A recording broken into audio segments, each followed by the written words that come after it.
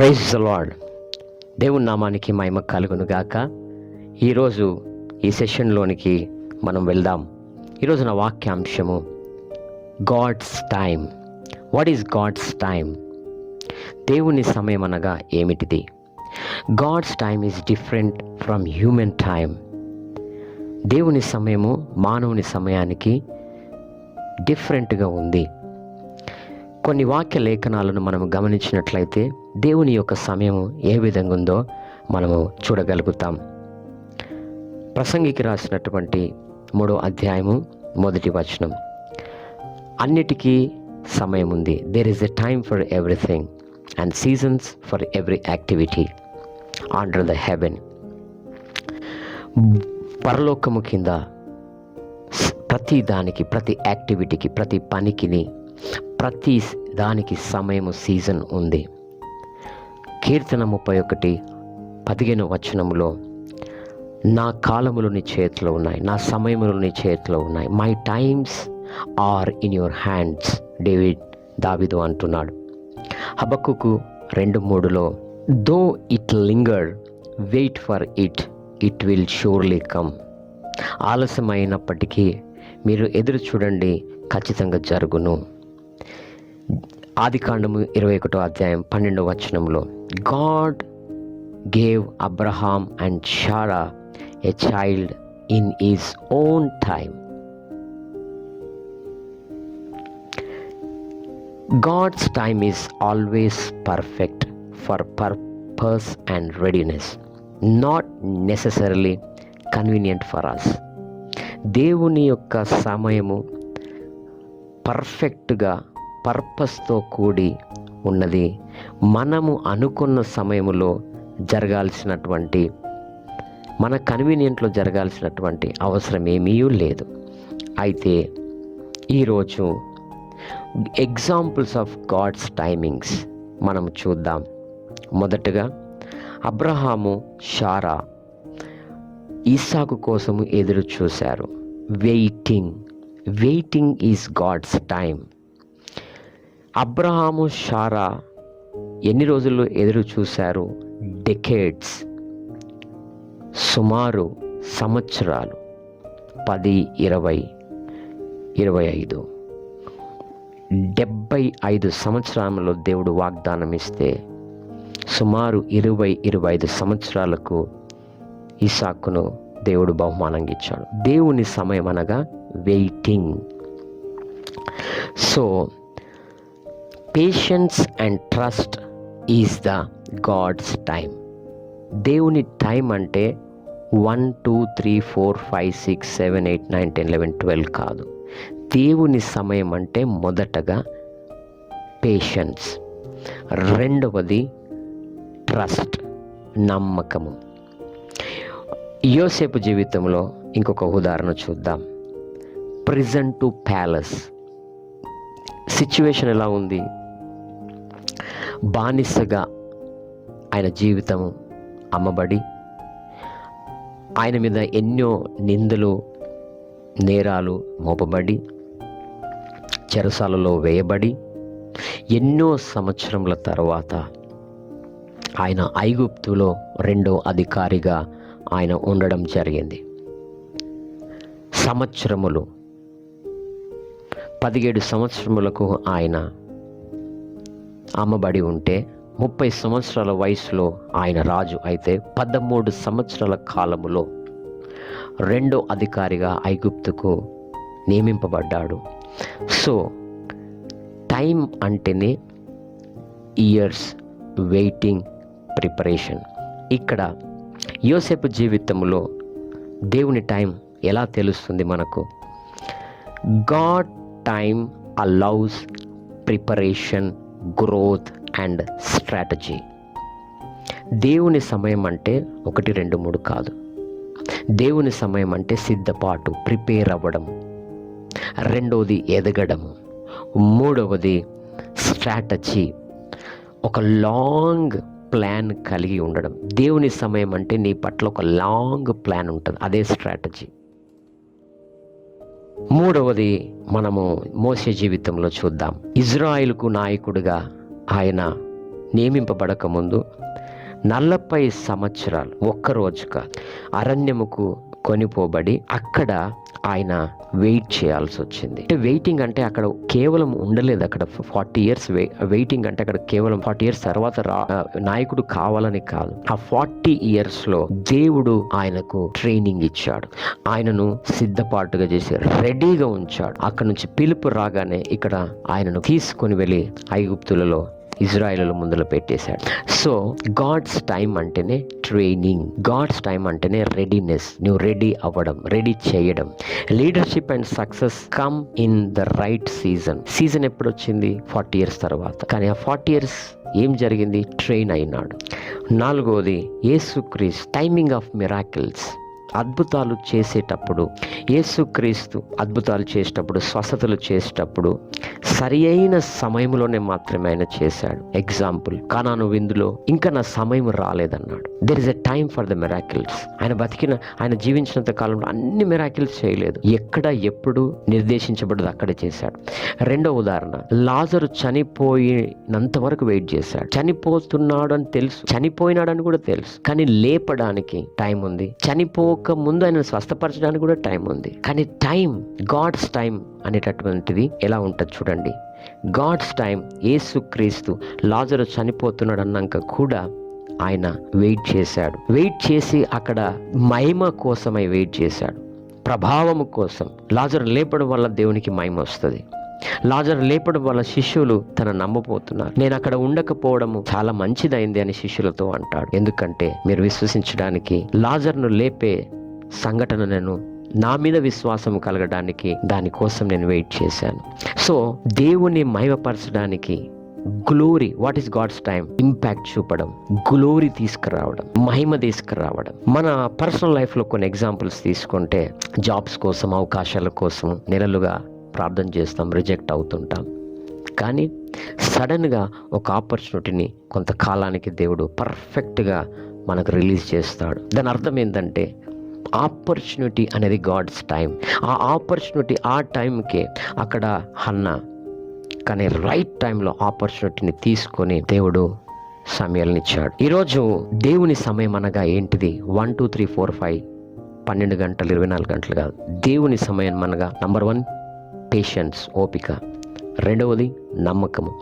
3వది preparation, సిద్ధపాటు. 4వది ఎదుగుదల. 5వది స్ట్రాటజీ, ఒక లాంగ్ ప్లాన్. 6వది ట్రైనింగ్. 7వది ఇంపాక్ట్. 8వది గ్లోరీ. 9వది ఆపర్చునిటీ. 10వది రెడీనెస్. 11వది ప్రొవిజన్.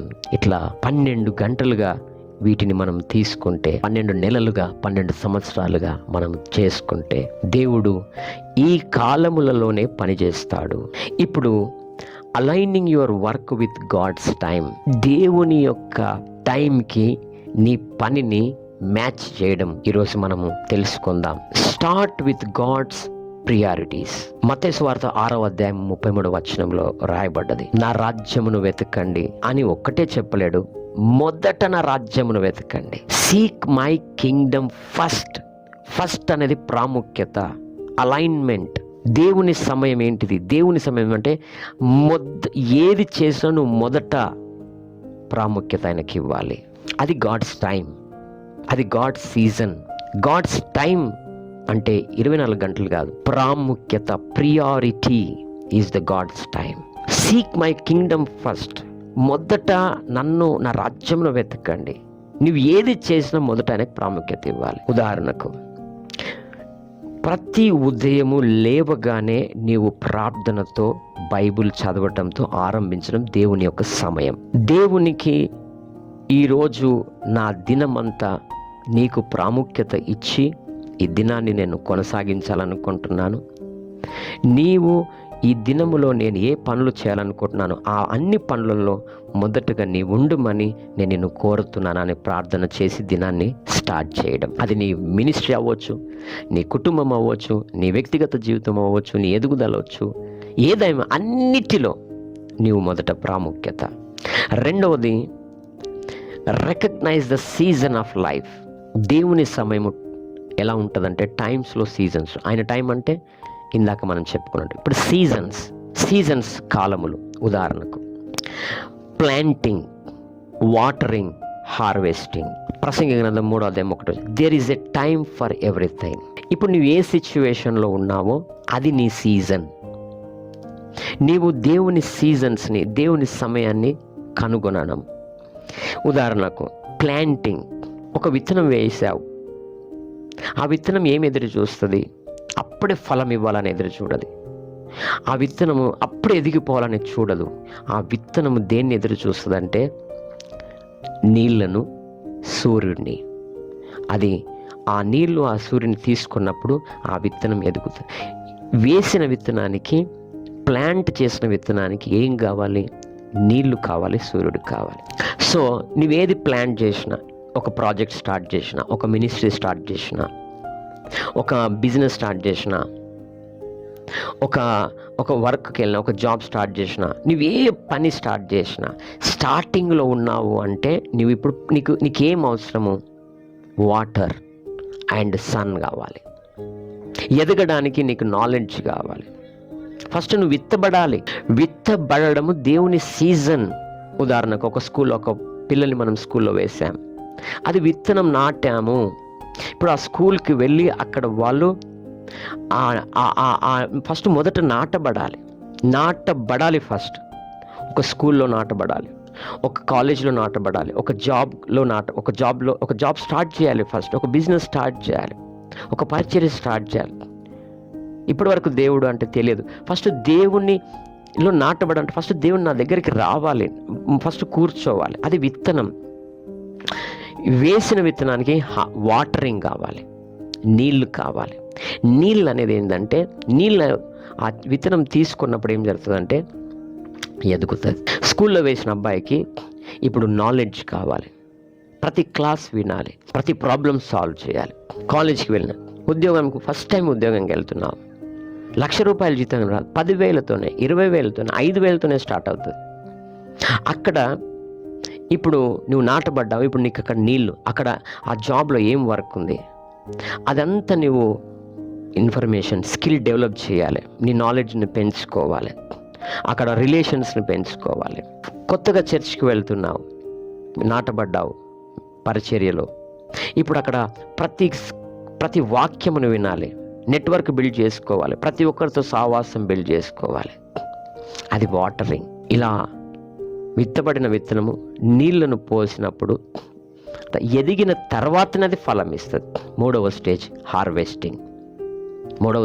హార్వెస్టింగ్. హార్వెస్టింగ్ అంటే కోతకాలం. నీవు నాటబడనది, నీవు నీళ్లు పోయబడనది, నీవు పంట అనే ఫలమును పొందలేవు.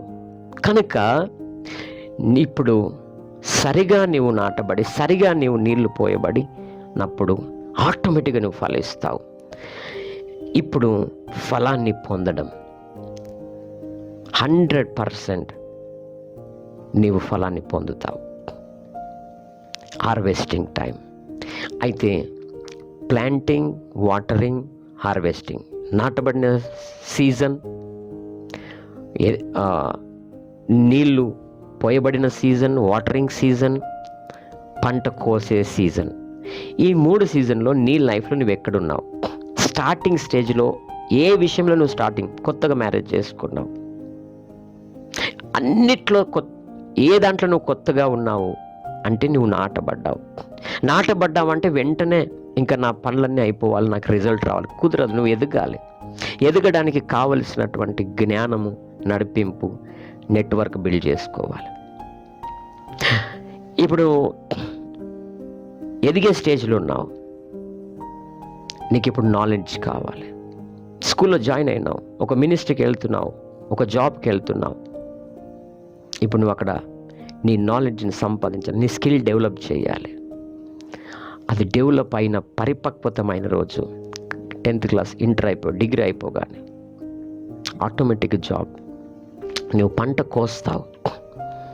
So season, recognise your season. నీవు ఏ కాలంలో ఉన్నావు ఇప్పుడు, ఆ కాలాన్ని నువ్వు గుర్తుపడితే ఆ కాలంలో నీవు దేవుని యొక్క సమయం కోసం నువ్వు ఎదురు చూస్తావు. ఈ 3 కాలాల్లో దేన్ని కూడా స్కిప్ చేయడానికి, దాటి వెళ్ళడానికి ఛాన్స్ లేదు. నాటబడి పంట కోసం ఎదురు చూడొద్దు. నీళ్లు పోయబడుతుండగా మళ్ళీ నాటబడాలని ఫీల్ అవ్వద్దు. మళ్ళీ కొత్తగా స్టార్ట్ చేయాలి, ఇది బాగలేదనొద్దు. పంట కాలంలో ఈ రిజల్ట్ బాగలేదు, ఈ జాబ్ బాగలేదు, ఈ మినిస్ట్రీ బాగలేదు, ఈ ఫ్యామిలీ బాగలేదు అనొద్దు, అనకూడదు. స్టార్టింగ్ కొంచెమే రిజల్ట్ ఉంటుంది, కానీ రాను బ్లెస్ అవుతావు. మూడవది, వేచి చూసే సమయంలో నీవు నమ్మికను కోల్పోకూడదు.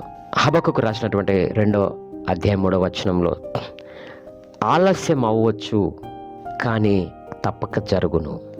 వెయిటింగ్ పీరియడ్ అనేది వేస్టింగ్ టైం కాదు. వెయిటింగ్ పీరియడ్ అనేది ఎదిగే టైం. ఒక విత్తనం నాటబడ్డది, ఆ విత్తనం ఎదగడానికి వెయిటింగ్ పీరియడ్ అంటాం.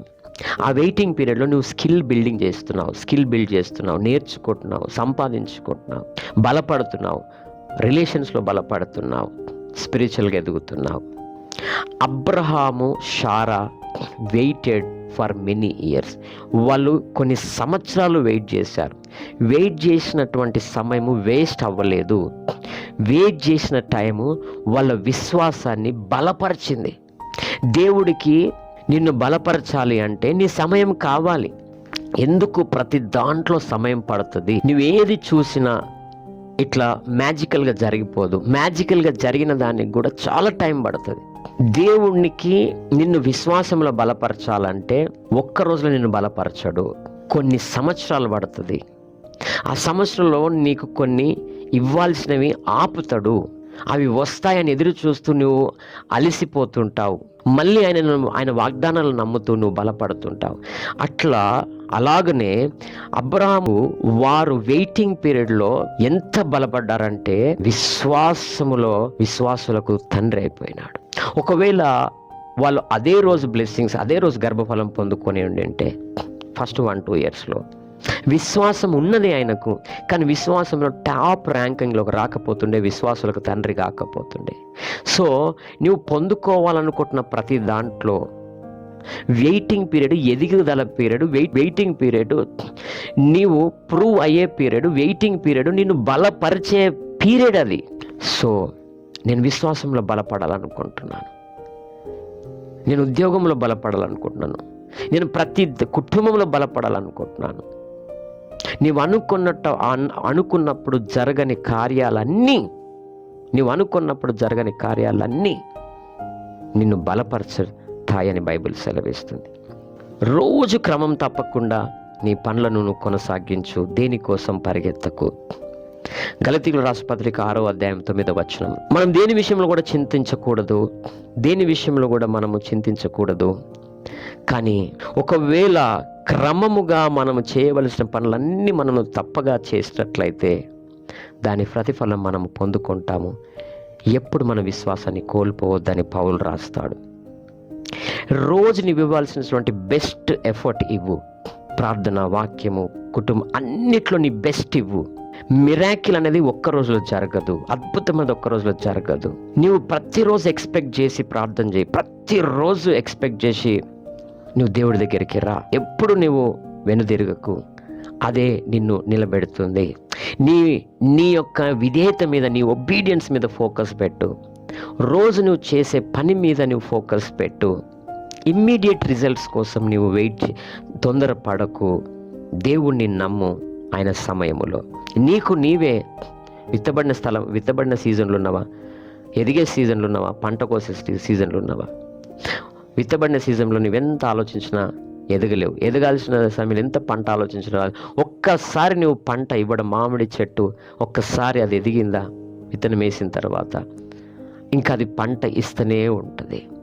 నువ్వు ఒక్కసారి ఆ స్టేజ్కి ఎదిగినావా, ఆ పంట కోసే, ఆ డబ్బులు సంపాదించే స్టేజ్కి, ఆ వాక్యములో ఎదిగే స్టేజ్, ఆ విశ్వాసములో బలపడే స్టేజ్కి, ఆ వ్యాపారంలో నీవు ఎదిగిన ఇంకా అక్కడి నుంచి నీకు రిజల్ట్, ప్రాఫిట్స్ వస్తూనే ఉంటాయి. Take rest and recharge. దేవుని యొక్క సమయములో రెస్ట్ ఆల్సో కూడా టైమే, రెస్టింగ్ ఆల్సో కూడా టైమే. ఈరోజు డబల్ డ్యూటీ చేస్తున్నావు, డబల్ వర్క్ చేస్తున్నావు, 2 జాబ్స్ చేస్తున్నావు, 2 బిజినెస్లు చేస్తున్నావు. దానికి కారణం ఏంటంటే నువ్వు చేయాల్సిన టైంలో అవి చెయ్యలేదు కనుక ఈరోజు డబల్ చేయాల్సి వస్తుంది. ఈరోజు నిర్గమకాండం 20:8-10 దేవుడు రెస్ట్ తీసుకోమన్నాడు. దేవుడు కూడా ఆయన పని చేయాల్సి వచ్చింది, కానీ ఆయన బ్రేక్ తీసుకున్నాడు. సండే ఖచ్చితంగా రెస్ట్ తీసుకోవాలి, ఏ పనులు చేయకూడదు. Rest is a part of God's timing. దేవుని సమయంలో రెస్ట్ కూడా ఒక భాగమే. అది నేను నెక్స్ట్ సీజన్కి ప్రిపేర్ చేస్తుంది. ఈరోజు దేవుడు నీతో మాట్లాడుతున్నాడు. ఉదాహరణకు నీ టైంను ఎలా నువ్వు షెడ్యూల్ చేసుకోవాలి. ఉదయకాలం ప్రార్థనతోని, బైబిల్తోని, ప్రతిరోజు నువ్వు చేయాల్సిన పనులన్నీ, ప్రతిరోజు నువ్వు రెస్ట్ తీసుకోవాల్సిన సమయంలో రెస్ట్ తీసుకోవడం, ఫ్యామిలీతో గడపాల్సిన టైంలో గడపడం, ఇవన్నీ నువ్వు కంటిన్యూగా చేయాలి. దేవుని సమయమును నువ్వు ఎరిగి ఉండాలి. దేవుని సమయం అంటే మన 24 గంటల్లో ఉండదు. చివరిగా మీకు ఒక మాట చెప్పి ముగిస్తున్నాను. దేవుని సమయం అంటే 24 అవర్స్ కాదు. దేవుని సమయం అంటే patience, trust, preparation, growth, strategy, training, impact, glory, opportunity, readiness, provision. ఇవి దేవుని సమయాలు. ఆయన సీజన్ అంటే మనలాగా వర్షాకాలం, ఎండాకాలం, చలికాలం కాదు. ఆయన సీజన్స్ అంటే విత్తనం నాటబడిన సీజన్, వాటరింగ్ వేసే సీజన్, ఎదిగే సీజన్, పంట కోసే సీజన్. ఈ 3 సీజన్స్ ఆయన సీజన్స్. నీవు ఏ సీజన్లో ఉన్నావు? ఆయన సీజన్లో, ఆయన టైమింగ్స్లో. ఉదాహరణకు నీవు స్టార్టింగ్ స్టేజెస్లో ఉన్నావా? అన్నిట్లో అయితే నువ్వు నాటబడ్డావు. నెక్స్ట్ నువ్వు ఎదగడానికి కావలసిన వాటర్, కావలసిన సన్, కావలసిన వాక్యం, కావలసిన జ్ఞానం, కావలసినటువంటి నీ ప్రొఫెషన్లో, నీ వర్క్లో నాలెడ్జ్ సంపాదించు. హార్వెస్టింగ్ టైం, పంట కోసే టైం, వాటిని నీవు బిల్డప్ చేయి, ట్రైన్ అవ్వు, ప్రిపేర్ అవ్వు. ఇవన్నీ ఆయన టైమ్స్. కాబట్టి దేవుడు ఈరోజు ఆయన సమయం ఏంటో నీకు తెలిసింది. ప్రభువా నీ విషయంలో బ్లెస్ చేయి అని నువ్వు అడిగినావు అంటే ఆయన ఓపికగా ట్రైనింగ్ చేసి, నిన్ను బలపరిచి, ప్రిపేర్ చేసి, నిన్ను ఎదిగిస్తూ లాంగ్ ప్లాన్లో తీసుకొచ్చి ఒక మహిమకరంగా నిన్ను ఆ టైంలో బయటికి బ్లెస్ చేస్తాడు. కాబట్టి ఆయన టైమ్స్, ఆయన సీజన్స్ అనేటటువంటి ఈరోజు నువ్వు క్లియర్గా నేర్చుకున్నావు. హార్వెస్టింగ్ టైంలో, పంట కోసే టైంలో ఉన్నావా? కోస్తూనే ఉంటావు. ఎదుగుదల ఉన్నావా? ఇంకా నువ్వు నేర్చుకుంటూనే ఉంటావు. నాటబడిన స్థితిలో ఉన్నావా? ఇంకా నాటబడుతూనే ఉంటావు. దేవుడు మిమ్మల్ని దీవించును గాక. God bless you.